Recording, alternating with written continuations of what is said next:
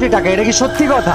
কি রে ভাই, আমি বুঝলাম না ভাই, যে মানে আপনি শুরুতে আসলে টাকা পয়সার কথা উঠে দিলেন ভাই, কাহিনী কি? না না, আজকে তোকে বলাই লাগবে। এবং আমি এটাও জানতে পেরেছি তোর একটা গার্লফ্রেন্ড ছিল, এবং সেই মেয়ের নাম তোকে আজকে বলাই লাগবে, না বললে তোর কোনো ছাড় নাই। আমি আজকে পুরা সিরিয়াস তালহা, পুরাই সিরিয়াস।